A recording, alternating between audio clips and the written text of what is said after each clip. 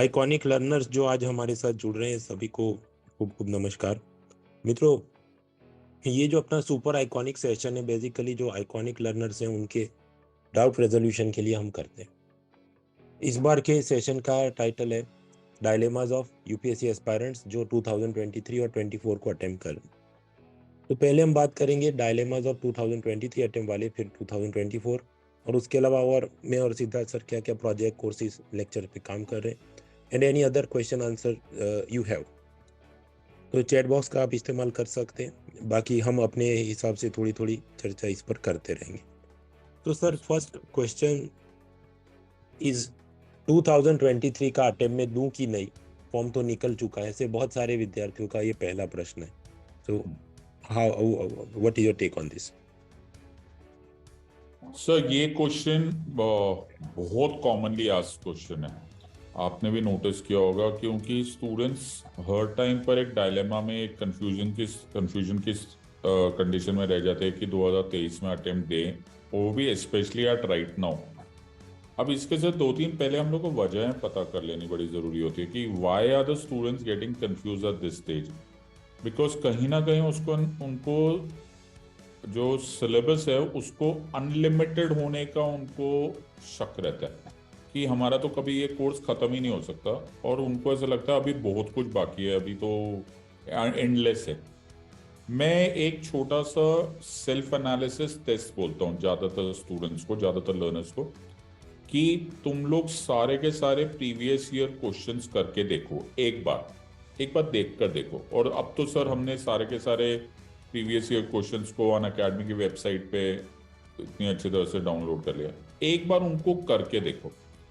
अगर previous year questions में तुम्हारे 50-60% भी ठीक आ रहे, you are on the correct path, there is nothing wrong about it.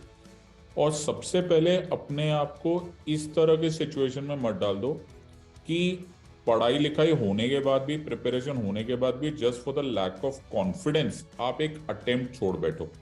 Because 2023 के बाद अगला अटेम्प्ट 6 महीने में नहीं होगा, एक साल के बाद होगा, तो आपका एक वन प्रेशियस ईयर बच सकता है।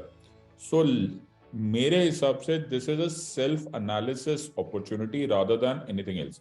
हाँ, अगर प्रिपरेशन नहीं हो रही, या 50-60% नहीं हो रहा स्कोर, या फिर पूरा का पूरा सब्जेक्ट ही रह रहा है, या अभी अभी प्रिपरेशन स्टार्ट करिए, तो also you should have the guts to say no. अपने में भी ये भी जिगर होना चाहिए कि नहीं देंगे जी, इस बार नहीं देंगे। बिकॉज फर्स्ट अटेम्प्ट एक काफी प्रेशियस अटेम्प्ट होता है। मैं ये बोलूंगा कि बिल्कुल नो बोल दो और 2024 के लिए रेडी होना आज से स्टार्ट कर दो, रादर देन वेटिंग फॉर फिर से अगले महीने साल का इंतजार, फिर से जनवरी फरवरी में वही सिचुएशन आना should not be the correct thing sir. जी sir, I completely agree with you. ये आपने बहुत सही कहा कि सेल्फ एनालिसिस आपको करना है। पीवाई क्यू देखो 50-60 रेंज में स्कोर हो रहा है कि नहीं, और खास तो यही confidence. If you are serious about your life and career, definitely आपको हमेशा यही लगेगा कि मैं ये अटेम्प्ट दूं कि नहीं। लेकिन वो तो आप थर्ड अटेम्प्ट फोर्थ अटेम्प्ट वाले को पूछो, वो भी यही बोलेगा कि मेरा भी कॉन्फिडेंस नहीं, मुझे भी डर लग रहा है। But you will have to climb this peak. तो सर ने बिल्कुल सही कहा। और ये भी कि जिगर होना चाहिए कि ढंग से सिलेबस नहीं आपका हुआ है तो जबरदस्ती भी आप नेक्स्ट ईयर को ठीक से तैयारी करके 2024 को ट्राई करिए। That is also very valid thing. इसमें कुछ लोगों के और भी फॉलोअप क्वेश्चन रहते हैं। वो उनकी बात ऐसी होती है सर कि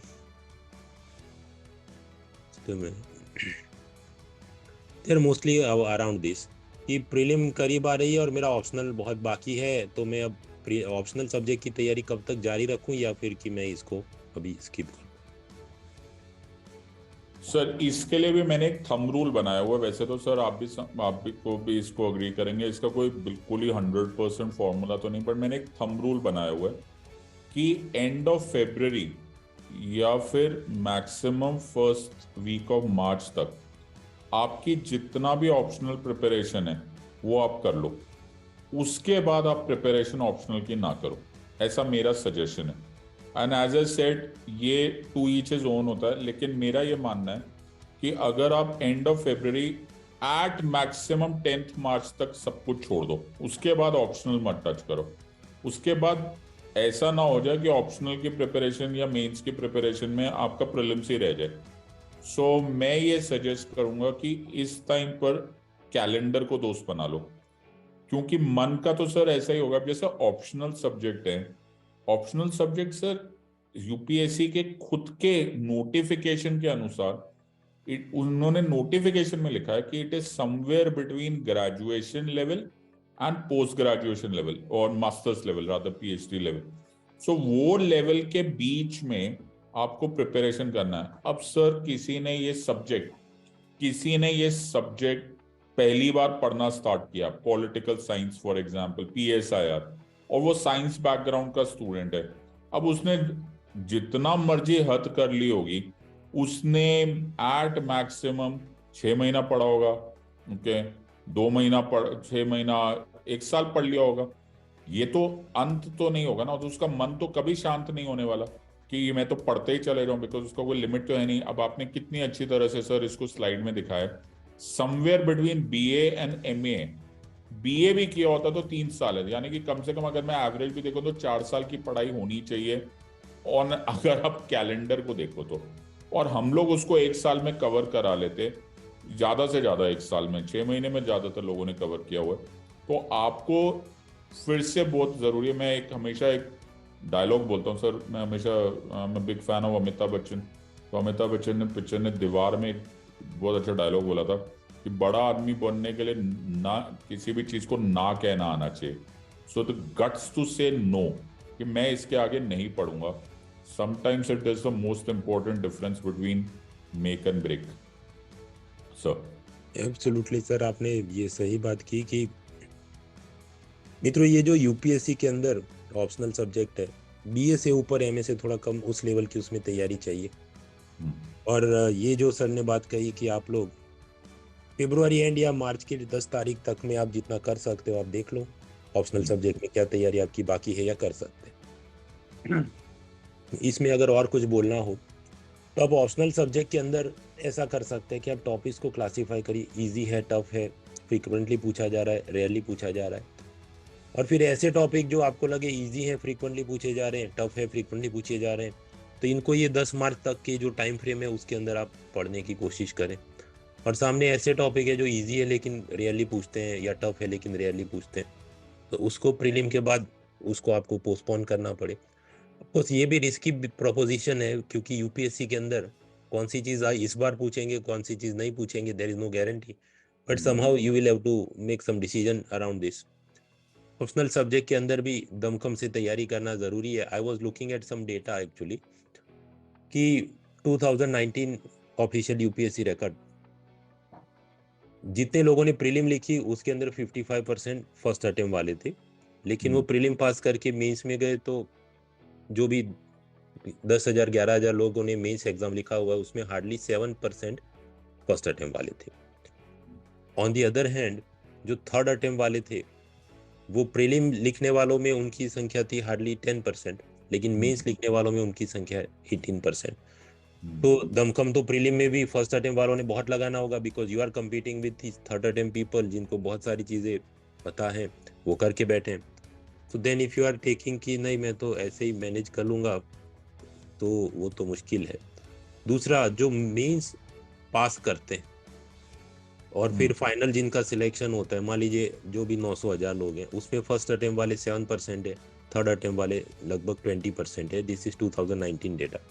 यानी कि मेंस एग्जामिनेशन और उसमें भी ऑप्शनल सब्जेक्ट में अच्छी तैयारी होना जरूरी है, otherwise you will not be able to cut out at the end. So yes, optional subject वैसे तो यूट्यूब पर 2 घंटे के अंदर सारे सब्जेक्ट पढ़ा दें, ऐसी सब चल रही है चीजें, बट जो सब्जेक्ट की डेप्थ है, गहराई है, वो तो आप पढ़ेंगे कि जो भी 200-300 घंटे या उससे भी ज़्यादा लगते हैं सिर्फ टीचिंग के for the optional subject, that you will have to do. So yes, these are some of the things you need to keep in mind. Sir मैं इस स्टेज पर, थैंक यू सर, आपने ये पॉइंट रेज किया and I am very happy कि आपने ये point बताया। एंड मैं सब स्टूडेंट्स को ये बात बोलना चाहता हूँ, ऑप्शनल की प्रिपरेशन बहुत ही ज़्यादा मिथ और बहुत ज़्यादा मिसकंसेप्शन से पूरी तरह से भरा हुआ है। लोगों को लगता है 50 घंटे में ऑप्शनल हो जाएगा, 100 घंटे में ऑप्शनल हो जाएगा। It is impossible, in capital bold letters में बोलता हूं, ये इम्पॉसिबल है। मैं अपने ऑप्शनल की बात करता हूँ एंड आई एम श्योर कि आई से the same for the rest of the optional, everybody who is teaching optional और लर्निंग ऑप्शनल एग्री करेगा। ये सब्जेक्ट की डेप्थ ही नहीं आती उतनी जल्दी, आप उसको कवर ही नहीं कर सकते। अगर आप कर रहे हो तो आप झूठ बोल रहे हो। जैसे अगर आप क्विट इंडिया मूवमेंट पढ़ रहे हैं सर, जैसे आज हमने क्विट इंडिया मूवमेंट PSIR की क्लास में किया, सो मुझे सिर्फ क्विट इंडिया मूवमेंट और सिविल डिसोबीडियंस मूवमेंट को समझाने में 2.5 घंटे लग गए। अब कैसे इसको बोला जाए कि ये फैक्चुअल एग्जाम नहीं है? आपसे कोई नहीं ये बात पूछेगा कि सिविल डिसोबीडियंस मूवमेंट कब स्टार्ट हुआ और कब खत्म हो गया, या क्विट इंडिया मूवमेंट कब स्टार्ट हुआ कब खत्म हो गया। वो कुछ और ही पूछ रहे हैं। वो पूछेंगे कि स्ट्रैटेजीज क्या थी, फेलियर्स क्या थे, सक्सेस क्या थे, ग्राम्स्की के साथ कैसे कनेक्टेड है, मार्क्स के साथ कैसे कनेक्टेड है। इसमें आप अपने एजुकेटर पर को टाइम दो और अपनी पढ़ाई को भी टाइम दो। आपको सोचना पड़ेगा। और ऑप्शनल मेक और ब्रेक है, 500 मार्क्स है। अगर तुम्हारे ठीक ठाक आ गए, you are going to crack this exam, और अगर ये गड़बड़ हो गया तुम्हारी सारी मेहनत जाया जाएगी। So be very very serious about optionals sir. Absolutely sir, आजकल एक फैशन चल रहा है कि anthropology is a very short subject और ले लो और बस मैं तो ऐसे ही पास हो गया था। But it requires effort. आप जो तैयारी कर रहे हैं तो आपसे पहले भी बहुत सारे लोग पढ़ के बैठे हैं, you are competing against them. Absolutely it requires time and effort. मित्रों जो हमारे साथ जुड़े हैं सब विद्यार्थी, आकांक्षा, अमन, जागृति, मानसी, प्रिया, पूर्विका, उत्कर्ष, सैम, आपको जो जो कुछ अपने डाउट हैं आप लिखते रहिए चैट बॉक्स में, we will be addressing that. Otherwise हमारी तो ये चर्चा चलती रहेगी, बट यू आर, आपको जो इसमें डाउट है आप पूछते रहना। अच्छा सर, अभी जो फॉर्म भरने की क्रिया चल रही है उसमें कुछ लोगों के डाउट है।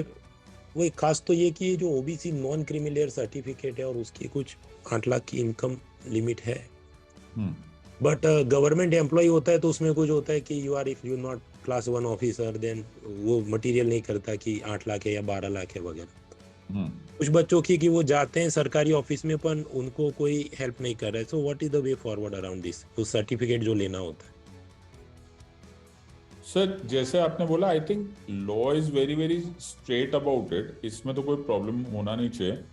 बट मतलब इसमें अगर कोई स्ट्रेट फॉरवर्ड किसी का डाउट है, I will be very happy to address it. और ये तो मैंडेटरी सर्टिफिकेट है और ये it is to be taken. और अगर आपको नहीं हो रहा तो आई थिंक सर हम तो अनअकैडमी पे सपोर्ट भी कर रहे हैं फॉर एनीवन। मुझे भी कई बार फोन आता है, मैं लोगों को बता देता हूँ कि ये लॉ को फॉलो करो। और हाँ सर, अब जैसे एक और इशू है कि देयर आर 3 फाइनेंशियल ईयर्स को चेक करना होता है। सो 3 कंटिन्यूस फाइनेंशियल ईयर्स की वो बात हो रही है। अब बहुत सारे स्टूडेंट्स को ये गड़बड़ हो जाती है कि सर 2 साल तो था, फिर तीसरी बार नहीं है, मतलब 8 लाख से क्रॉस हो रहा है। सो मैं यहाँ पर यही बात बोल रहा हूँ, मैं जैसे मैं पढ़ाते टाइम भी बोलता हूँ कि law is written and clear. Okay, law में इमोशंस नहीं चलता। अगर नहीं है तो आप उस सर्टिफिकेट की तलाश मत करो जो कि जिसके लिए आप एलिजिबल नहीं हो, फिर आप उस कैटेगरी में भर देना, बाद में प्रॉब्लम आ जाएगी। राइट, अभी तो आप भर दोगे और फिर बाद में प्रॉब्लम आ जाएगी। So this is about it. अगर किसी को कोई भी स्पेसिफिक डाउट है, I will be very happy to address in whatever little capacity that I can sir. Thank you sir. मित्रों ये सर ने बहुत सही बात करी।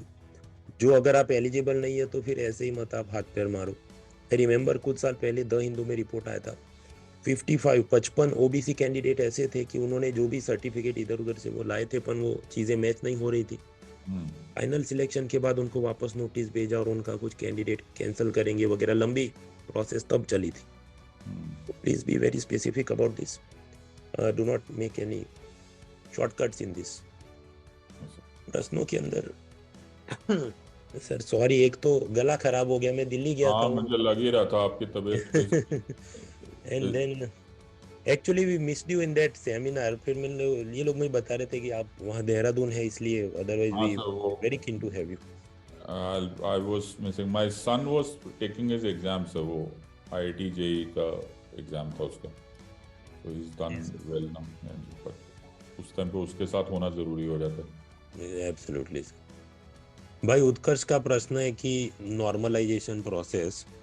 आई will quickly tell you this. वो चीज़ ऐसी है कि मान लीजिए there are two optional subjects, एक है कि पॉबेड है और दूसरा हो कि मैथ्स ऑप्शनल है। तो इट इज़ पॉसिबल मैथ्स के अंदर कोई full out of full 100% score लेके आए, क्योंकि उसमें तो सिर्फ दाखिले ही आपको गिनने हैं। वेरेस पॉबेड में हो सकता है किसी को सिर्फ 50% ही मैक्सिमम मिले स्कोर, क्योंकि वो डिस्क्रिप्टिव पेपर है। तो फिर इस सिचुएशन में कोई स्टैटिस्टिकल फॉर्मूला अपना कर इन दोनों को एक स्केल पे लाने पड़ेगा, कि जहाँ मैथ्स वाले के मार्क थोड़े कम किए जाएं और पॉबेड वाले के मार्क थोड़े बढ़ाए जाएं। तो ऐसी जो स्टैटिस्टिकल या मैथमेटिकल फॉर्मूला है, उसके हिसाब से उसको बोला जाता है नॉर्मलाइजेशन प्रोसेस। ना what exactly is the formula, वो यूपीएससी आरटीआई में डिस्क्लोज नहीं करती है। नहीं करता। अब हर साल सिलेक्ट होते हैं, किसी विषय के ज्यादा लोग सिलेक्ट हो जाए तो फिर लोग जो आरोप लगाना शुरू करते हैं कि नॉर्मलाइजेशन ने इसको बहुत फेवर किया और हमारा नंबर नहीं लगा वगैरह। But this is not in your hand. तो आपने जो भी ऑप्शनल सब्जेक्ट पसंद किया है, जहाँ से भी आप पढ़ाई कर रहे हैं, उस पर श्रद्धा रखिए और तैयारी जारी रखिए। ये सब वो वही आईपीएल कमेंट्री की बात है, जो खेलना है वो तो वही खेलना है आपको, कमेंट्री से क्या होगा। So that is one. उसके बाद सर प्रश्न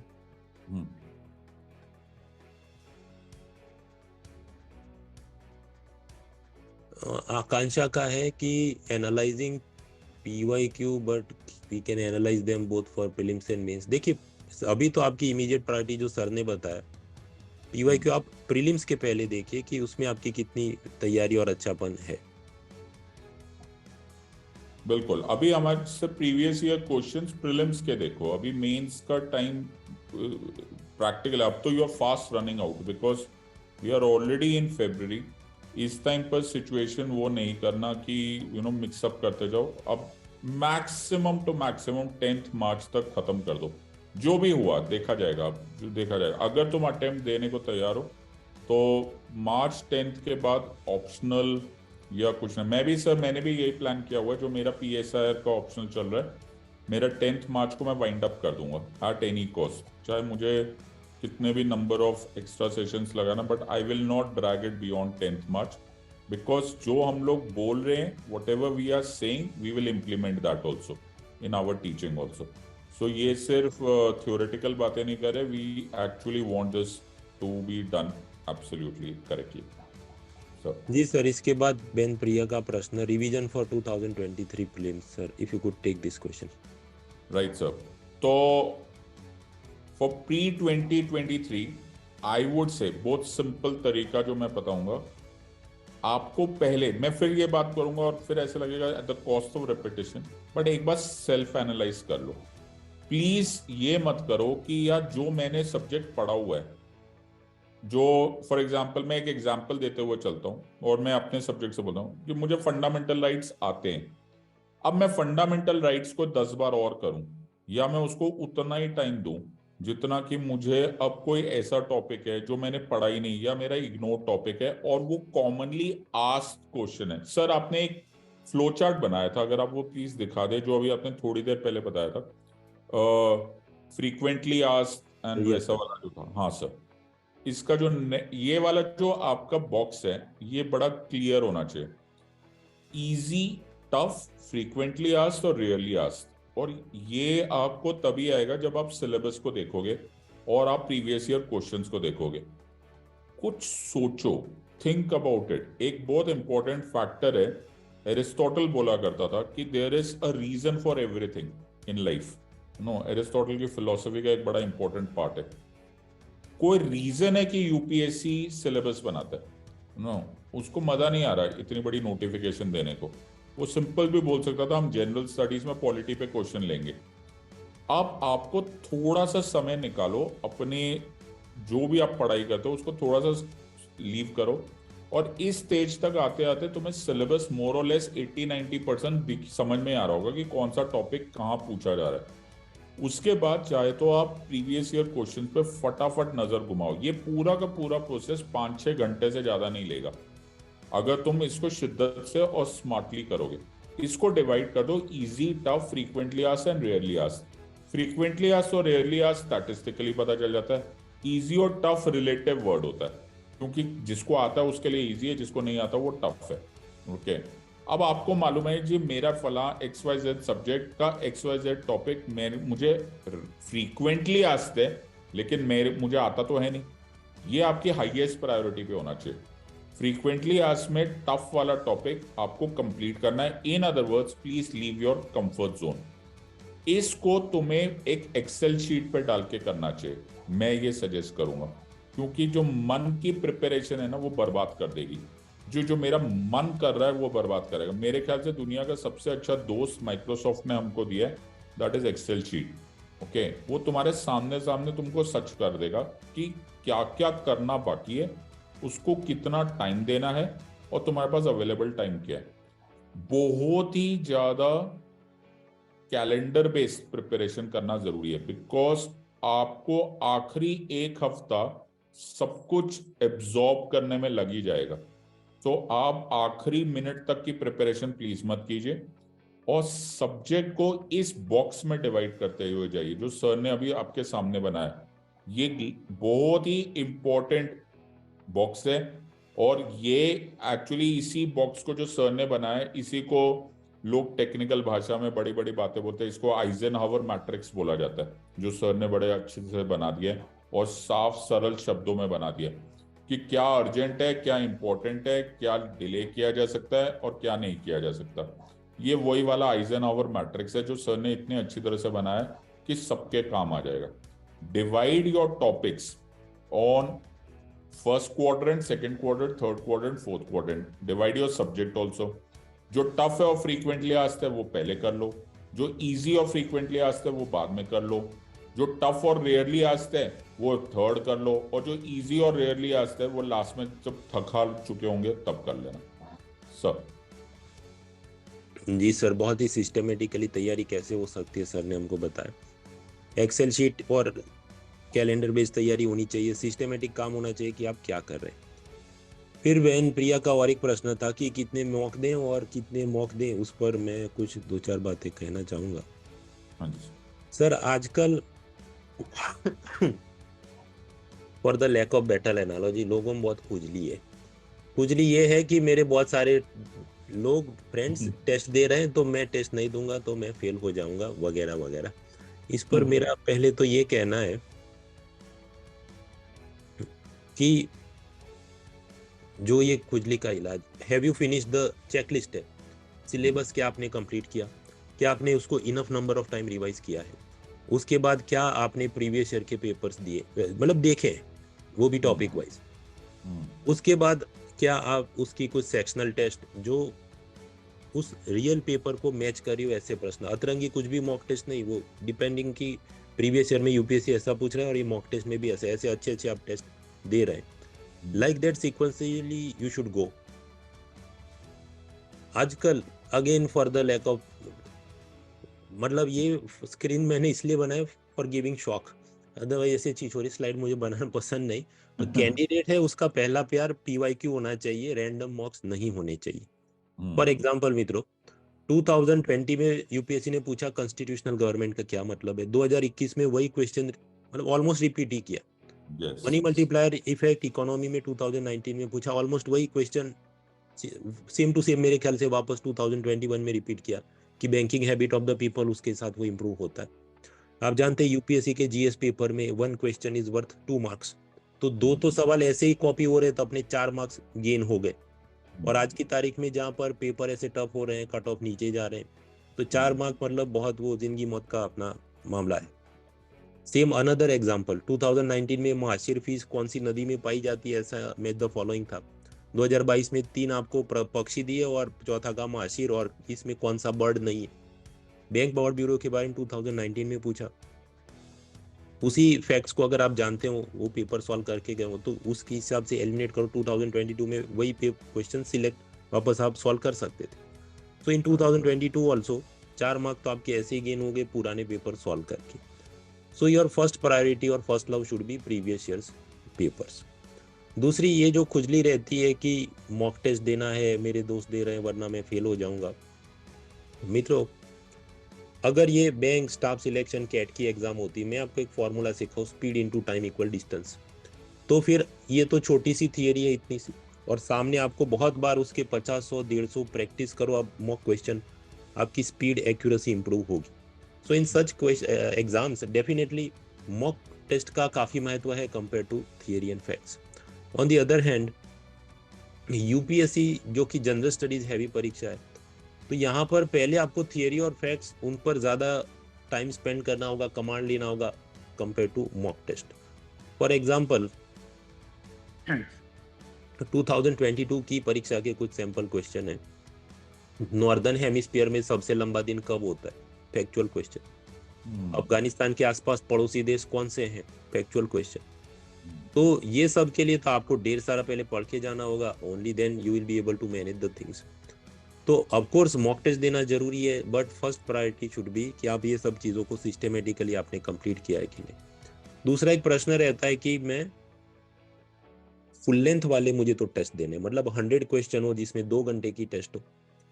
अब समझिए अगर 2 घंटे की आप ऐसी टेस्ट दे रहे हैं, उसके बाद 1-2 घंटे तो उसका एक्सप्लेनेशन और एनालिसिस पढ़ने में चले जाएंगे, वो 100 क्वेश्चन में आपने क्या सही गलत की. 1 घंटा और ऊपर आपकी मेंटल फटीग की, भाई आज तो बहुत प्रेशर ले लिया तो अभी मैं चिल करता हूँ, आराम करेंगे आप, और तो 5 घंटे तो उसी में चले जा रहे हैं. सो एट दिस स्टेज कि जब मान लीजिए 3-4 महीने बाकी हूँ प्रीलिम्स को, 5 घंटे चले गए, उसके बाद कितनी तैयारी, मतलब एक दिन ऑलमोस्ट यू आर इन्वेस्टिंग. तो ये करना चाहिए. ऑफकोर्स फुल लेंथ में आपकी स्टेमिना है कि नहीं वो आपको चेक करना है, but ideal time to give such mock test is few weeks before the real prelims in 2023 May month. अभी तो आप जो फरवरी में आपका पहला तो सब सिलेबस कंप्लीट करूं, पीवाईक्यू देखूं, सेक्शनल, वो सब आपकी प्राथमिकता होनी चाहिए. आपको जो तीसरा चौथा अटेम्प्ट दे रहे हैं, जो सब पढ़ के बैठे हैं, वो तो कहीं मैं तो फुल लेंथ मॉक टेस्ट ही देता था फरवरी से, पर वो उनका महल है, उसको देख के आपको खुद की झोपड़ी नहीं जलानी है. Please keep this in mind. Sir इस पर आप कुछ ऐड करना चाहें? बिल्कुल सर, मैं I am absolutely in agreement with this part and this is something thankfully आपने काफी इंटरेस्टिंग स्लाइड से समझा दिया, but you know the same thing I been repeating again and again कि प्लीज ये मॉक टेस्ट की दुनिया.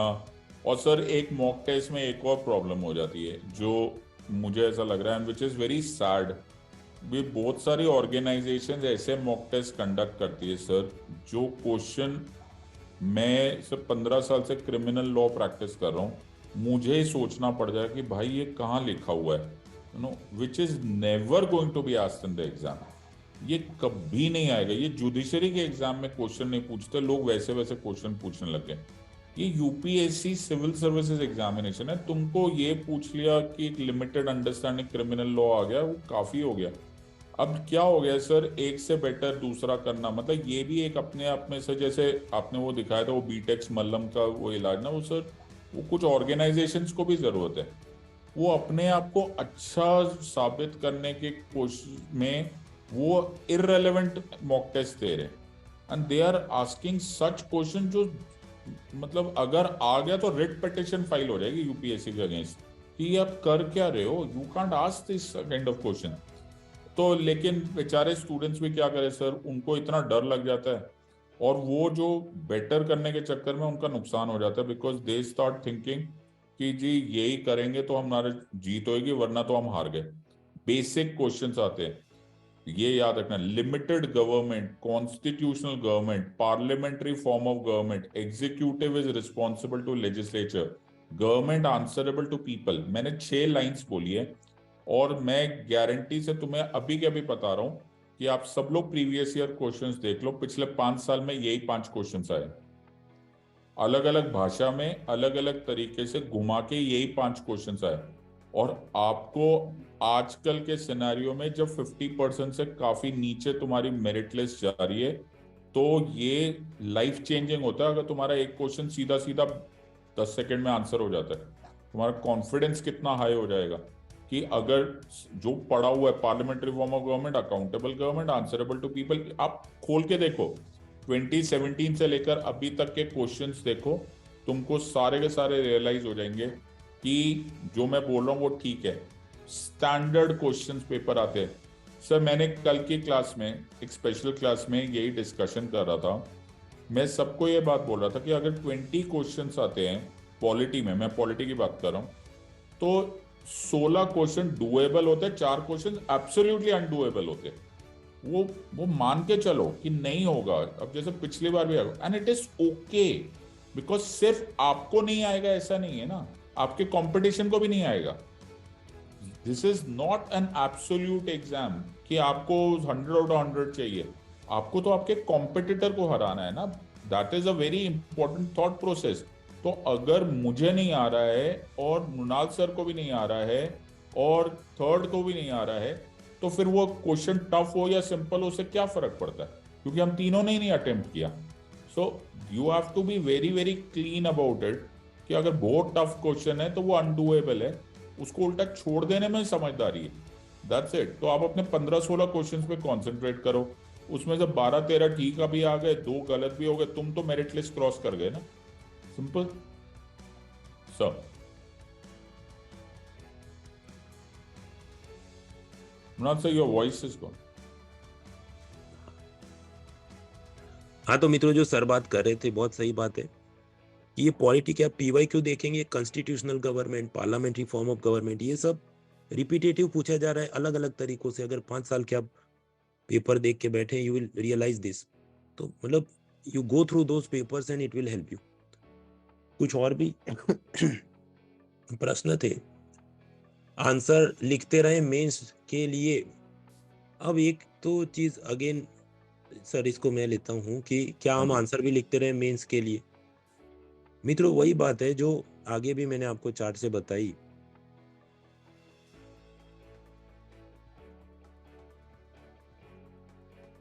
कि जो फर्स्ट अटेम्प्ट वाले हैं वो प्रीलिम से मेंस पास करने वाले वो बहुत ही माइक्रोस्कोपिक वो हो जाते हैं, जबकि थर्ड अटेम्प्ट वाले बड़ी खासी मात्रा में प्रीलिम पास कर जाते हैं।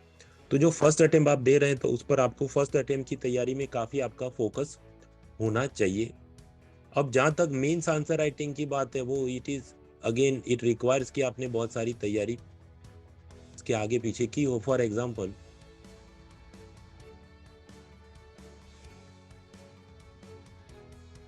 सर एक स्लाइड है इसकी जो बहुत सही वाली, आप देखा दीजिए सर, बहुत जरूरी। जी जी, या ये वाला कि for example if I take an example of G20 summit जो 2023 में इंडिया में होगी, और आपको इसमें क्या उम्मीदें हैं या इंडिया क्या जोरदार कर सकता है। इंटरनेशनल रिलेशन की समझ होनी चाहिए, इकोनॉमी की समझ होनी चाहिए, ग्लोबल मिनिमम टैक्स, बिटकॉइंस वगैरह की चीज़ें, क्लाइमेट चेंज की और उसके आगे पीछे जो जो कोऑपरेशन चल रहे हैं उसकी समझ होनी चाहिए। So diverse knowledge is required to write a good quality answer. अब वो सब आप करने बैठेंगे तो ऑफकोर्स कर सकते हैं, पर सामने प्रीलिम्स की भी कितनी तैयारी बाकी है, you have to see that. So prerequisite to write a good answer for mains, एक तो सिलेबस कंप्लीट करो प्रीलिम और मेंस दोनों का, 2 से 3 बार रिवीजन किया होगा, एडिक्वेट स्पेसिंग इन बिटवीन, तब आप उसको देख पाएंगे कि कैसे ये वाली चीज़ दूसरे सब्जेक्ट के साथ कनेक्ट कर रही है।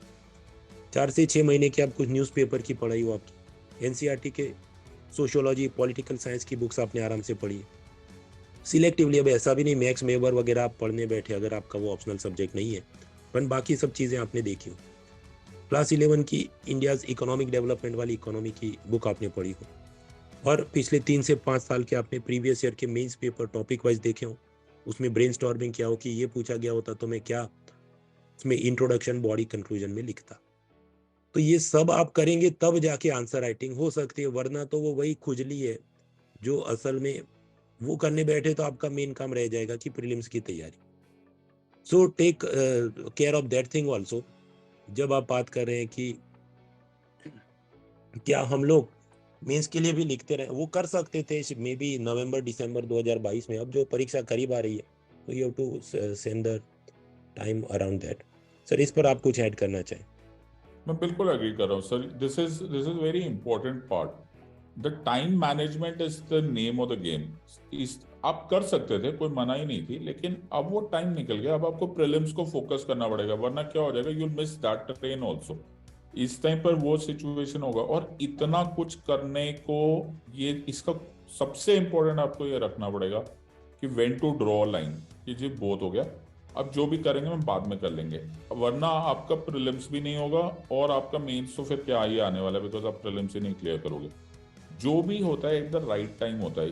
अब भी इस टाइम पर आप कैलेंडर को पकड़ लो और इस टाइम पे सीरियसली कैलेंडर को रख लो अपने सामने कि जी इसके आगे मैं नहीं करूंगा at whatever cost, and I will इसको एक बहुत अच्छा इंग्लिश में कोटेशन है, it says we will cross the bridge when we come to it. अब नहीं, ओके अब जब नदी आएगी ना तब हम पुल क्रॉस करेंगे, अभी से पुल को मत देखते जाओ बिकॉज वो आएगा ही नहीं। So you have to be very very seasoned, very very professional in approach. और ये खासकर उन सब लोगों के लिए बड़ा इंपॉर्टेंट है जो फर्स्ट अटेम्प्ट दे रहे हैं, बिकॉज जो फर्स्ट अटेम्प्ट वाले होते हैं ना वो अंदर ही अंदर बड़े घबराए होते हैं और उनको सो कॉल्ड एक्सपीरियंस नहीं आया होता। जो थर्ड अटेम्प्ट सेकेंड अटेम्प्ट वाले होते हैं वो लोग खुद रियलाइज कर चुके होते हैं कि जिन्होंने टाइम मैनेज कर लिया उन्होंने कर लिया। सर मैंने सेम क्वेश्चन हमारे कुछ टॉपर्स को पूछा था, आपको याद होगा हमने बैंगलोर में कुछ Yes, sir. इंटरव्यूज किए थे एंड हाँ जी सर, यस। तो मैंने वहां पे टॉपर्स को पूछा, सबका यही कहना था। जिन उनमें से कुछ ऐसे थे जो सेकेंड अटेम्प्ट में या थर्ड अटेम्प्ट में टॉप कर रहे थे, तो उन्होंने सबने मुझे ये बात बोली थी कि सर सारा का सारा खेल होता है ये जनवरी टू मार्च के बीच में टाइम मैनेजमेंट। अगर ये बस मिस हो गई तो सारा किया करा खराब हो जाता है, ये बस में राइट टाइम पे टाइम मैनेज हो गया सब कुछ ठीक हो जाता है सब। जी सर, वही ये जो अभी समय है खासकर फर्स्ट अटेम्प्ट वालों के लिए तो कि प्रीलिम सेंट्रिक आपकी तैयारी ज्यादा होनी चाहिए। फिर भाई अमन का प्रश्न था can I raise hand and ask my question. आप ये चैट बॉक्स के अंदर आप अपना प्रश्न यहाँ पर लिख के you can ask question by putting the question in the chat box. इसके अलावा भी जो मित्र हैं Aman, Jagriti, Jayesh, Kartik, Priya, Purvika, Utkarsh, Zoom user and other, जो डाउट है आप चैट बॉक्स के अंदर आप लिखते रहो, we will continue taking them. उसके बाद का प्रश्न भाई उत्कर्ष का कि any good technique to revise the current affairs of last 1.5 years. इस पर सर मैं 2-4 बातें बताना चाहूंगा। Sir is this visible to you 124? जी। Yes. तो मित्रों UPSC prelim general studies paper में आते हैं 100 सवाल, उसमें लास्ट 1 ईयर के करंट अफेयर्स कितने? 20 भी ज्यादा मैं बोल रहा हूँ, अराउंड 15 to 17 होते हैं। Yes. और आप ये जितनी करंट अफेयर्स की पीडीएफ में एग्जिन फाइल और ये वो लेके बैठते हैं उसमें से कितने सॉल्व हो सकते हैं? अराउंड 4, वो भी बहुत अच्छा सीन बने तभी। बाकी ऐसा होता है कि वो वहाँ पर कुछ लिखा कि क्लाइमेट गोल ट्रेकर नाम की कुछ ऑर्गेनाइजेशन या वेबसाइट बनी, तो पीडीएफ फाइल में आपको 4 लाइन दी होगी। यूपीएससी जो पूछे वो उसके बाहर के अंदर से कुछ पूछा। अब जो पीडीएफ बनाने वाला है वो तो यही कहेगा मेरे मटेरियल से सॉल्व हो सकता है, पर असल में हो नहीं सकता है। सो देयरफॉर आप ये जितनी छाती पीट के कि पूरा दिन करंट अफेयर्स करते रहेंगे तो it is not going to incrementally improve your score. ये एक बात हुई। तो उस हिसाब से एक तो आपको रिवीजन करना है। दूसरा कि जो भी आप सब्जेक्ट अगर अच्छे टीचर से पढ़ रहे हैं, कि अगर सिद्धार्थ सर से आप पॉलिटी पढ़ रहे हैं तो उसके अंदर उन्होंने जो थियरी है, कंटेम्पररी इशू है और करंट अफेयर्स चल रहे हैं, तीनों को उन्होंने इंटीग्रेट करके ही पढ़ा है।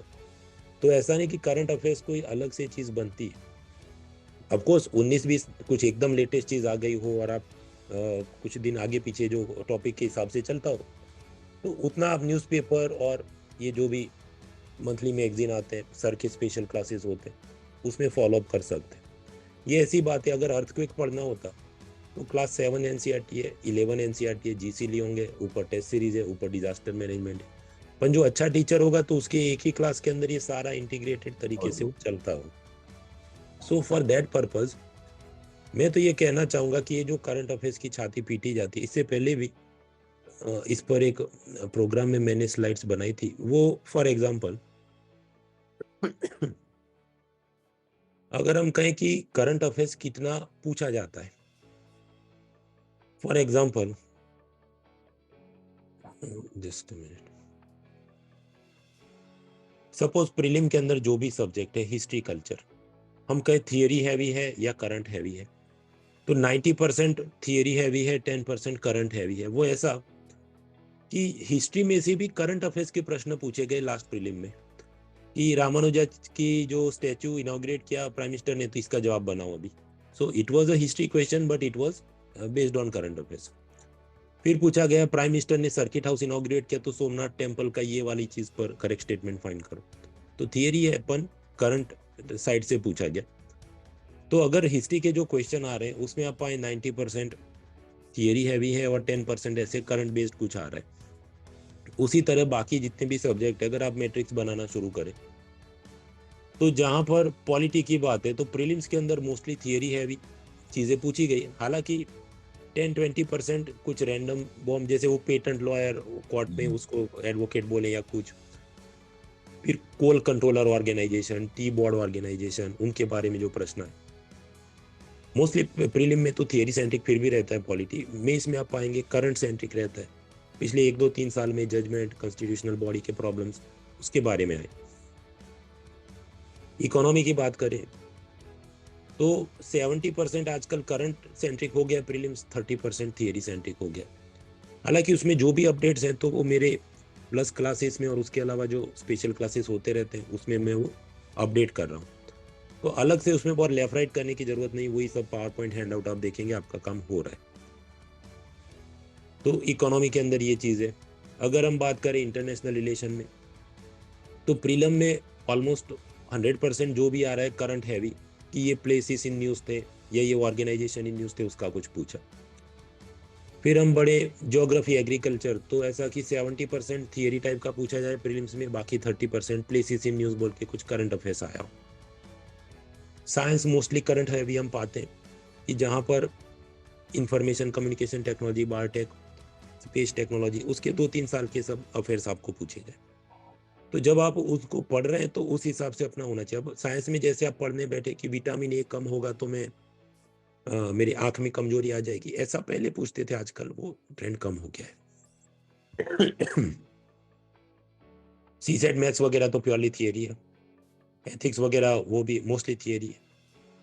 फिर मेंस की बात, लेकिन वो अभी हम सिर्फ प्रीलिम्स सेंट्रिक बातें कर रहे हैं।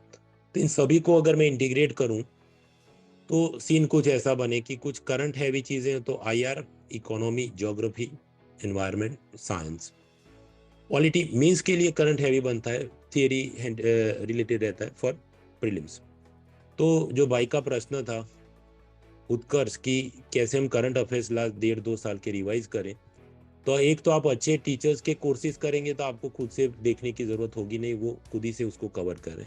और खुद से आप जो भी ये मैगजीन वगैरह से देख रहे हैं तभी भी आपका टारगेट ये होना चाहिए कि मैं इस हिसाब से उसको अटेंशन या टाइम देता रहूं।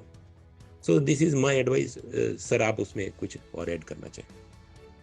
मैं सर ये जो आपने डिवाइड किया है, ये वाला जो आपने अभी सामने रखी हुई स्लाइड है, मैं चाहूँगा कि जितने भी स्टूडेंट्स हैं इसकी फ़ोटो खींच ले, बिकॉज ये, या स्क्रीनशॉट ले सकते हो, जो मर्जी कर लो, बिकॉज आपको ये भी एक सर फिर से बीमारी फैला दी गई है कि जी करंट अफेयर्स ना मतलब करेंगे, और मुझे तो समझ में नहीं आता इस बीमारी का इलाज है भी क्या। कुछ लोग, मेरे ख्याल से एवरी रैंडम क्वेश्चन में मुझे ये बात पूछी जाती है कि कितने साल का यूपीएससी करंट अफेयर्स पूछेगा। मतलब I think it is amongst the most irrelevant question जो पूछा जा सकता है किसी को, कि आपको करंट अफेयर्स कितने साल का पूछा जाएगा। प्लीज अंडरस्टैंड इस यूपीएससी एग्जाम का नाम, since I am a lawyer, मैं हमेशा फाइन प्रिंट पढ़ने में ज्यादा विश्वास रखता हूँ। इस एग्जाम का नाम है general studies exam, it is a GS exam. वो तुमको रिसर्च बेस्ड नहीं कराना चाहते, वो जनरल अवेयरनेस चेक करना चाहते। और एक एजुकेटर का फर्ज है जब वो पढ़ा रहा हो, इट इज हिज ड्यूटी कि वो जो भी करंट अफेयर आ रहा है, करंट अफेयर का मतलब क्या होता है? करंट अफेयर का मतलब होता है is there a new development in your subject. Actually current affair का मतलब सिर्फ ये है कि is there a new development in the subject और नॉट। अगर मुझे पता है कि एक नई अमेंडमेंट आई है, इसको तुम करंट अफेयर बोलोगे, मैं इसको कंटिन्यूएशन ऑफ माय कोर्स बोलूंगा कि जी मैंने आज तक अमेंडमेंट्स पढ़ाई थी एक्स, आज x+1 हो गई है, ये मेरे कोर्स में ऑलरेडी आ जाना चाहिए। एक गुड एजुकेटर इसको अपने आप एसिमुलेट कर देगा। अगर आपके जनरल कोर्स में नहीं करेगा कोई बात नहीं, वो स्पेशल क्लास में जरूर करेगा। 100% it has to be done. And Unacademy पे आप आओगे तो मेरे ख्याल से ऐसा कोई एजुकेटर नहीं है जो ऐसा इतना बड़ा लूप होल अपनी प्रिपरेशन में छोड़ देगा। वो 100% पढ़ाएगा, और एक बार नहीं 2 बार पढ़ाएगा, और इन्फॉर्म भी करेगा। यही करंट अफेयर है, दिस इज करंट अफेयर। अब कुछ क्वेश्चन जैसे पिछली बार पूछ लिया गया पेटेंट लॉयर पे, पेटेंट लॉयर पे क्वेश्चन आना, उसको करंट अफेयर नहीं बोलते, उसको गूगली बोलते। ओके, वो बाउंसर है, गूगली भी नहीं है, वो बाउंसर है। वो तुम करंट अफेयर क्या, तुम करंट अफेयर के सारे पीडीएफ्स को एब्जॉर्ब करके ओपन बुक एग्जाम पे भी ले जाते तो भी फेल होते, क्योंकि वो पूछा ही, वो क्वेश्चन की नियत ही ये थी कि तुम्हें ना आए। राइट। अब तुम एक्सेप्शंस को देखकर रूल बना रहे हो, तो ये तो कोई समझदारी ना हुई। राइट। ये सर को याद होगा जब बैंगलोर में हम लोग इसका आंसर की बना रहे थे, तब मैं भी 2 मिनट के लिए ऐसे देखा कि मैंने 2 बार देखा उस क्वेश्चन को कि सही में ये पूछा है क्या, यू नो, बिकॉज यूपीएससी कभी कभी ये तुमको जिसे बोलते हैं ना, पाँव के नीचे से जमीन निकाल देने के लिए भी ऐसा क्वेश्चन पूछता है कि वो डरा ही दे तुमको कि ये क्या हो रहा है। It is a shock therapy rather than a rule. फिर से याद रखिए, आपके 20 में से 20 क्वेश्चन नहीं आने वाले, आपके 100 में से 100 क्वेश्चन नहीं आने वाले, और आने भी नहीं चाहिए, और आने की जरूरत भी नहीं है। आप प्लीज इसको 1.5 साल 2 साल 4 साल वाला गेम मत खेलो। इसमें पहले देख लो कि कौन से क्वेश्चंस ऑलरेडी एसिमुलेटेड है। और I am sure Mrinal sir हो, प्रतीक सर हो, सुदर्शन सर हो, everyone who is a good educator, वो good educator for a reason है। वो मेहनत करते हैं अपने सब्जेक्ट पर, और वो आपको अपने आप अपने कोर्स में बता देंगे। उसके लिए अलग से मेहनत करने की जरूरत मुझे नहीं लगता कि है, for any reason whatsoever. Thank you very much sir. Sir ये आपको यूट्यूब विंडो सर अभी दिख रही है, आप जो ये बॉलीवुड शो रिगार्डिंग दिस हाँ जी, हाँ स्क्रिप्ट। जी, हाँ जी। तो मैं मित्रों यहाँ ये करना चाहूंगा कि सिद्धार्थ सर जो अपने यूट्यूब क्लासेस लेते हैं, करंट अफेयर्स तो कवर करते हैं, लेकिन जो ब्रॉड अंडरस्टैंडिंग डेवलप होनी चाहिए आज़ादी के बाद का भारत, और उसमें कॉन्स्टिट्यूशन में क्या क्या एवोल्यूशन आया है। कुछ समय पहले सर ने एक क्लास ली थी कि कैसे over the period of time constitution को अपडेट किया गया है और हमारी फिल्मों में वो कैसे झलकता है। ये तो एक एग्जांपल हुआ, ऐसे सर के जो जो अलग अलग क्लासेस चल रहे हैं, एक थीम से, एक सीरीज से वो बनाते हैं। अपने फ्री टाइम में आप ये सब देखते रहें तो भी आपकी बहुत सारी अंडरस्टैंडिंग डेवलप हो जाएगी, and it will help you. Polity के अंदर मतलब ज्यादा वो आप हाई हाई करते इधर उधर घूमने की जरूरत नहीं है, जो ठहराव के साथ पढ़ाई करनी चाहिए। तो आप सर के क्लासेस देखिए, स्पेशल क्लासेस हैं, यूट्यूब है वगैरह। सर के टेलीग्राम चैनल को भी फॉलो करें। कुछ बार ये होता है कि सर ने पढ़ाया हो लेकिन आपका, क्योंकि लेट्स क्रैक चैनल वगैरह में ऐसे बहुत सारे वीडियो आते हैं, तो बीच में कहीं दब जाए। So you follow sir Telegram channel, और आपको उनको अपडेट मिलती रहेगी कि ये उन्होंने नए नए वो चीज़ें की। सर इसी के साथ जुड़ा एक और प्रश्न, हाँ जी। भाई जयेश का था।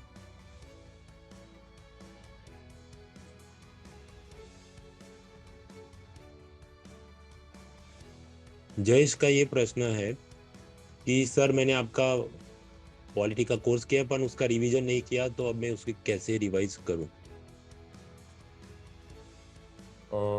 ये 2024 में अटेम्प्ट दे रहे हैं सर। जी जी जी सर। तो 2024 के, तो जयेश आपके पास बहुत टाइम है। राइट। अगर आपने रिवीजन नहीं किया तो अभी कोई पैनिक करने की जरूरत नहीं है, अभी तो बहुत टाइम है। You can actually do it. आपने कोर्स किया है, और इसको सेगमेंट्स में डिवाइड कर दो। अब इसको एज अ फुल कोर्स मत रिवाइज करो, इसको सेगमेंट्स में डिवाइड कर दो। राइट। कि मैं XYZ टाइम में, बिकॉज अभी आपको और बहुत सारे सब्जेक्ट्स करने होंगे तो उनका चल रहा होगा, तो ऐसे कर लो कि सर सिटीजनशिप अभी कर लेते हैं। ऑलराइट। और इसको सिटीजनशिप 2 दिन में आपका वाइंड अप हो जाएगा। उसी के साथ आप सारे मल्टीपल चॉइस क्वेश्चंस कर लो और डिवाइड कर दो। प्लीज ऐसे मत करना कि अब मैं 1 महीना रिवाइज करूंगा। Don't do this. ओके। इसमें क्या हो जाएगा कि तुम्हारा जो बाकी सब्जेक्ट्स का फ्लो है वो रुक जाएगा। Don't do that. Divide it into subject. अब हिस्ट्री आप पढ़ रहे हो या ज्योग्राफी पढ़ रहे हो, बीच में टाइम आ गया जब आपके कोर्स हो गया, देयर इज अ लल, हमेशा ही होता है। There is a kind of space जब कोई भी कोर्स नहीं हो रहा या हो चुका है, उस टाइम पर सेगमेंट्स में डिवाइड करो और मल्टीपल चॉइस क्वेश्चन साथ साथ करते रहो। एक बहुत अच्छा तरीका होता है कि जितने एमसीक्यूज है प्रीवियस ईयर क्वेश्चंस, उसको सब्जेक्ट वाइज और सेगमेंट वाइज डिवाइड कर लो। Don't need to do it again and again, because आपका ब्रेन इतनी जल्दी जल्दी गियर्स नहीं चेंज कर सकता, at least in the first attempt. तो आराम से वो उसको कर सकते हैं। I think you have more than enough time. और एक और बात मैं आप जयेश और बाकी सब लर्नर्स को बताना चाहता हूँ, हमारा ब्रेन वॉश करने में बड़ा आसान हो जाता है। जैसे अगर मैं किसी को बोलूं कि 60 सेकेंड्स में तुमको ये करना है, जैसे मैं बोलूं 60 सेकेंड्स में तुम्हारे आंसर लिखना है, प्लीज मैं तुम्हें जो बता रहा हूँ वो साइकोलॉजी है, उसको समझने की कोशिश करो। ह्यूमन ब्रेन वो 60 सेकेंड्स को बहुत फास्ट काउंट करने लगता है। उसको लगता है बाप रे बाप 60 सेकेंड्स अभी खत्म हो जाएगा। तो आर्मी में एक तरीका सिखाया जाता है कि हम 60 सेकेंड्स को 60 सेकेंड्स कैसे काउंट करते हैं। तो हमारा ब्रेन काउंट करता है 60 सेकेंड्स 1 2 3 4 5 6 7 8 9 10। सॉरी, 60 सेकेंड्स इतने फास्ट नहीं जाते। आर्मी में सिखाया जाता है 1001, 1002, 1003, इस तरह से सेकेंड्स जाते। सेकेंड्स इतने फास्ट नहीं जाते जितने हमारे ब्रेन को लगता है। वैसे माय फ्रेंड्स, ज्यादातर लोग जो 2024 में अटेम्प्ट दे रहे हैं उनका अभी से पैनिक मोड आ जाता है। इनफैक्ट 23 वालों को भी पैनिक मोड आ जाता है, यार खत्म ही हो गया टाइम। खत्म नहीं हुआ। अगर तुमने ढंग से पढ़ा, तुम्हारे पास अभी भी बहुत टाइम है। Right, you only have to utilize it very very slow and steady, और उसको राइट टाइम पर डिवाइड करो। मैं फिर रिपीट करूंगा, at the cost of repetition, Excel sheet मदद करेगी तुम्हें। एक्सेल शीट, तुम माइंड में रहोगे, you play the game within your mind, तुम पैनिक मोड में आ जाओगे और तुम्हारा जो किया करा है सब वेस्ट हो जाएगा सर। बिल्कुल सही सर ने बात की कि जो 60 सेकंड है वो इतनी तेजी से भी नहीं जाते, वो 1001 इस तरह से जा रहे हैं। अननेसेसरीली पैनिक, पूरा दिन ये यूट्यूब और शॉर्ट्स के कल्चर में हम ले रहे हैं। ठहराव से आप तैयारी करिए, एक्सेल फाइल बनाइए, it will help you. Second question I will take कि जूम यूजर ने पूछा कि अगर हमने अपने क्लास कंप्लीट कर दिए लेकिन 2024 में अटेम्प्ट करना है तो क्या फिर से नया कोर्स लेटेस्ट अपडेट के साथ देखना है? देखिए, अगर मैं बात करूं इकोनॉमी सब्जेक्ट की, तो आपने जो भी मेरा एक कोर्स मान लीजिए किया हो कि नवंबर टू जनवरी में मैंने जो पढ़ाया था, उसके बाद तो वो आपके पास आईफोन 13 है। उसके बाद आपको आईफोन 14 लेने की जरूरत नहीं, क्योंकि नेक्स्ट में पढ़ाऊंगा उसमें क्या होगा, वापस से सारी थियरी होगी। नया उसमें आया होगा बजट, इकोनॉमिक सर्वे, कुछ इधर उधर के करंट अफेयर्स। तो मतलब आपने अपने आईफोन को सिर्फ अपडेट करना होता है, नया हैंडसेट नहीं खरीदना होता। उस अपडेट को मैं कहता हूँ विन 23 सीरीज, विन 24 सीरीज, ऐसा हर साल में एक सीरीज चलाता हूँ, फ्री क्लासेस उसमें होते हैं। तो इकोनॉमी के अंदर आपको फिर से पूरा कोर्स पढ़ने की बैठने की जरूरत नहीं है। एक बार आप कंप्लीट करो और उसके बाद आप बाकी सब्जेक्ट भी देखते रहो, और फिर जो जो फ्री अपडेट्स आएंगे वो उस हिसाब से मेरे कवर होते रहेंगे। So that is my take on this. Sir, polity subject के लिए आप कुछ बताना चाहें? सर मेरा भी कुछ इसी तरह से ही होता है, और मैं सर इसी में स्पेशल क्लासेस में ही एक्स्ट्रा पॉइंट्स पढ़ा रहा हूँ। इनफैक्ट मैं इस टाइम पे भी, मैंने पिछले मंथ भी about 50 hours of special class लिया है in the month of December, and उसी तरह से सॉरी इन जनवरी, और उसी तरह से I am continuing all this. Target यही है कि जो भी अपडेटेड चीज़ें हैं, जो भी नया हुआ है, वो सब कुछ उसमें ऐड कर लिया जाए। तो मैंने पिछले मंथ में इतनी प्लस क्लासेस नहीं ली जितने कि मैंने स्पेशल क्लासेस ली थी।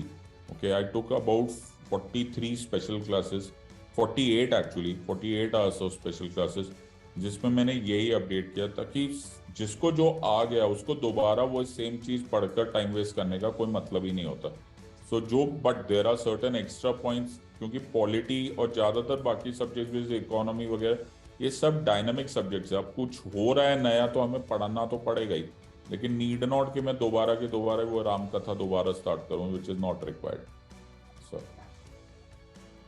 बिल्कुल, लेकिन मित्रों इसमें एक प्री रिक्विजिट, पूर्व शर्त है कि जो पूरा कोर्स हुआ था वो ढंग से पढ़ के आओ। कुछ क्या करते हैं, कोई भी कोर्स एनरोल करते हैं, 2 हफ्ते बैठेंगे, फिर नहीं अभी तो कॉलेज में है, अभी तो मेरे कजिन की शादी है, फिर वो छोड़ देते। फिर 6 महीने बाद वापस आते हैं, सर मैंने वो वाला कोर्स नहीं किया था, वापस करूँ? तो ऑब्वियसली मैं तो कहूँगा हाँ बराबर बैठो। फिर उसमें थोड़ा पढ़ेंगे, फिर वापस भाग जाएंगे, फिर वापस कि सर अब तो मेरा सब्सक्रिप्शन ही खत्म हो रहा है, तो अब मैं क्या करूँ? तो भाई, तो तुम्हारे पास जब टाइम था तो आपको यूज करना था। बिल्कुल, तो ये सब नहीं होना चाहिए। ये बहुत जरूरी है। Continuity is a very important part, और बड़े ठहराव से पढ़ना होता है। आप लोग पैनिक कर जाते हो, ज्यादातर जो एस्पिरेंट्स होते हैं वो गड़बड़ कर बैठते हैं। वो और उनमें इनकंसिस्टेंसी बड़ी मेजर प्रॉब्लम होती है। सर मैं इनको कई बार अपना ऐसा स्क्रीन पे रजिस्टर दिखाता हूँ। ओके, तो मैं एक रजिस्टर मेंटेन कर रहा हूँ। वो कुछ अब 3,000 पेजेस का रजिस्टर हो चुका है, एक के साथ एक बाइंड करके।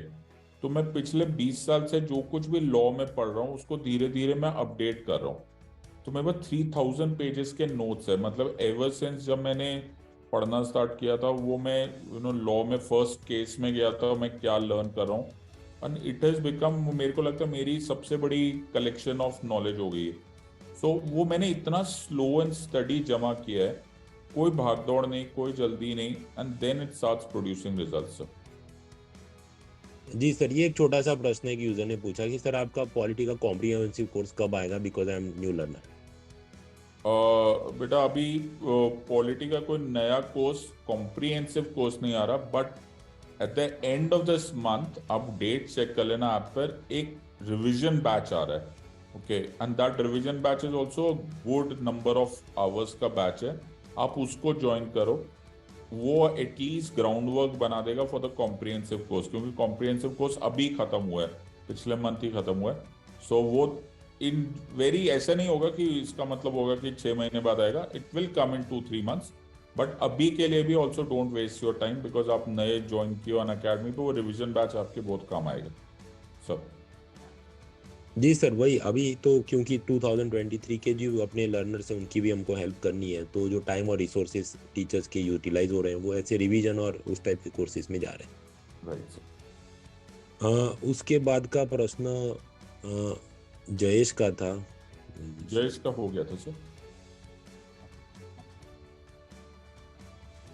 अ, इससे पहले अमन का ये पूछना है कि strategy to keep in touch with the optional subject, उसमें जो सर ने बात की आप थोड़े टाइम पहले ही, कि अभी जो ऑप्शनल सब्जेक्ट से जितनी भी मोहब्बत थी वो आप फरवरी या मार्च महीने की 10 तारीख तक रख सकते हैं, बाद में तो आपको प्रीलिम्स सेंट्रिक होना पड़ेगा if you are giving first attempt, क्योंकि फर्स्ट अटेम्प्ट वालों को प्रीलिम पास करने के लिए उसकी बहुत ज्यादा जोर तो मतलब मेहनत लगानी होती है compare to someone who has given third attempt. Yes. मतलब वो सब की टेस्ट सीरीज दो और ये सब, वो वही सर खुजली मिटाने की बी टेक्स मलम की पन। You could have given those things when there was time, maybe in December November. अभी वो सब करने बैठे थे, आपकी मेन चीज रह जाएगी and that is prelims. True. अभी इसी इसको 10th मार्च के आगे ऐसा क्रॉस लगा दो, उसके आगे ऑप्शन नहीं पड़ेंगे, और फॉर करेक्ट नीड्स की नहीं तैयारी करेंगे। सर। जी sir, let me put that. ये हो गया एक्स। Correct sir, absolutely. ये सब वो, ये भी कर लूं वो भी कर लूं, अब जो मेन चीज है उस पर आप फोकस करें। भाई जयेश का प्रश्न है, जो आपका जून में कोर्स स्टार्ट किया था वो देख रहा हूँ, अभी मेरे 42 कंप्लीट हुए हैं, तो क्या अभी जो थे उसको देखिए इकोनॉमी में पढ़ाता हूँ 6 पिलर्स में। अज्यूमिंग कि आपने 42 जितने क्लासेस किए, तो आप हो सकता है अराउंड 3 पिलर्स या उसके आसपास 4 पिलर तक आपने पहुंचे होंगे। तो हाँ, अभी जो मेरा विन 23 सीरीज आ रहा है उसको आप देखो, और तब तक में बाकी के भी आप, जो बाकी आपका बैकलॉग उसको भी कंप्लीट करो, तो इट विल हेल्प यू। हाँ, तो आप इस तरह से करते रहो। So that was the question by Jayesh. Now 3 more minutes मित्रों, आपको कुछ पूछना हो आप पूछ लीजिए, वरना ये कार्यक्रम की अब जल्दी से समाप्ति होगी, अपना ये super iconic session. Sir other than that, मतलब विद्यार्थी पूछे तब तक कि what are the other notable projects or lecture or something that you are doing at present and future? Sir इस टाइम पर some very nice programs are going on sir. एक NCERT based foundation course चल रहा है, जिसका अभी 3 sessions हुआ है, and some very interesting sessions चलेंगे। अभी 11 मोर सेशंस है।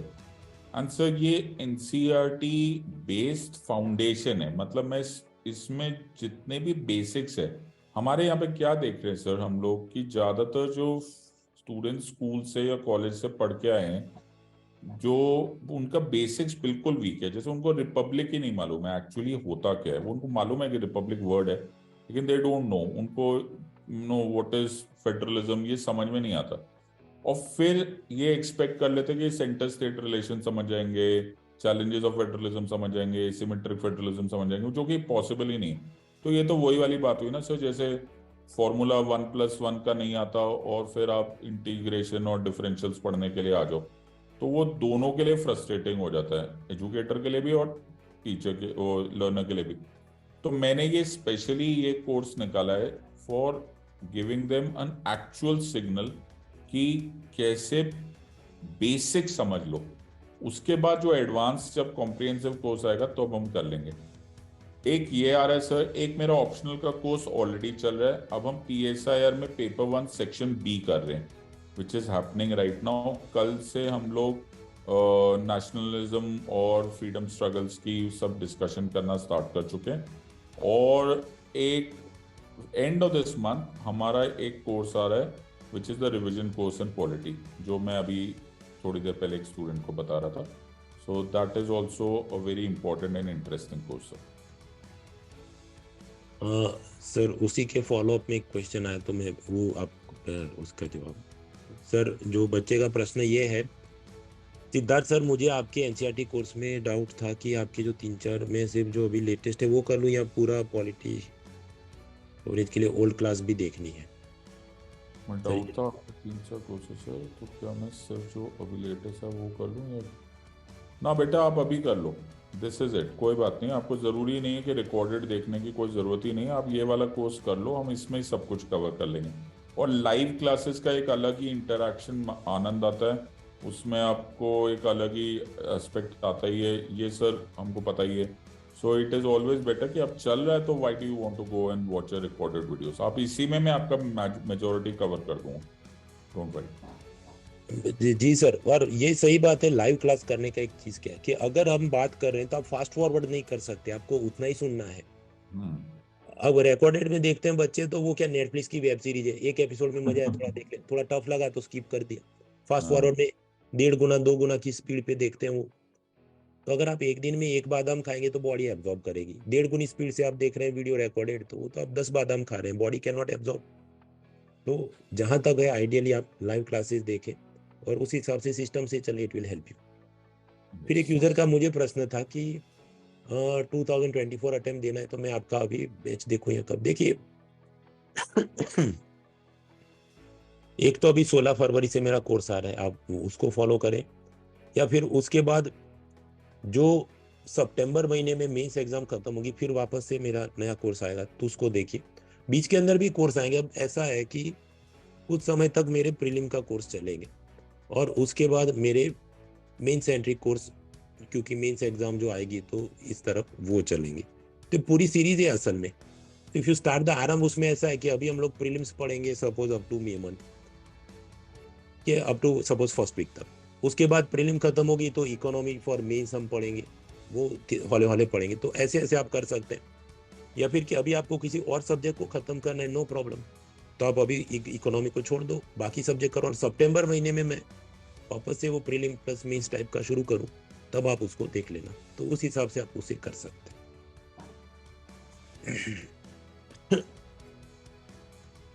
सो sir we are reaching towards the end of our program, फिर भी देख लूं किसी को no longer no more doubts. तो sir parting words from you इन बच्चों को, सभी बच्चों को। मेरा सिर्फ आप सब लोगों को एक रिक्वेस्ट है, ये एग्ज़ाम भागदौड़ के एग्ज़ाम नहीं है, ये एग्ज़ाम बहुत शांति से एब्जॉर्ब करने वाली एग्ज़ाम है, इसको रिलैक्स करो। मैं हमेशा बोलता हूँ कि जो आप लोगों को यूट्यूब पर ये सब कंपटीशन बन गया है कि 2 महीने में 2 घंटे में, 2 महीने में भी नहीं, 2 घंटे में पूरा सब्जेक्ट हो रहा है या ये सब हो रहा है, ये बहुत ड्रामा है, ये ड्रामा है, प्लीज़ अंडरस्टैंड। ये शिद्दत की चीज़ें हैं, कोई भी वर्थवाइल चीज़ को टाइम लगता है और वो टाइम तभी आएगा जब आपको स्लो होगा। तो मैं हमेशा बोलता हूँ slow is the fastest way of reaching from one point to another. You have to be slow, धीरे धीरे ही जाएगा सब्जेक्ट। तो absorb it, follow your educator, धीरे धीरे जाओ एंड कंसोलिडेट जाओ, सब्जेक्ट्स एब्जॉर्ब करो, दैट इज इट। टाइम का कोई फैक्टर नहीं होता। अगर आपका सब्जेक्ट नहीं हुआ और आपको ऐसा लग रहा है कि मैंने तो जी खत्म ही करना है, सिलेबस खत्म करना is not the aim of this preparation. Subject समझना is the aim of this preparation sir.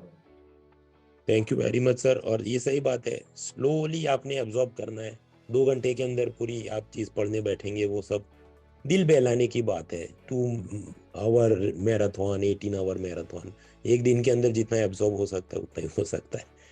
Thank you very much sir for your time. मित्रों, इसके अलावा भी कुछ डाउट आपको रहे हो तो सर का भी क्लासेस हैं, मेरे भी क्लासेस चलते हैं, आप उसमें हमको रीच आउट कर सकते हैं। अदरवाइज जल्द ही ऐसे एक नेक्स्ट प्रोग्राम में भी हम आप सबको मिलेंगे। Thank you very much, good night and best wishes to all of you. Let's crack it. Thank let's you crack. Sir. Thank you sir, thank you.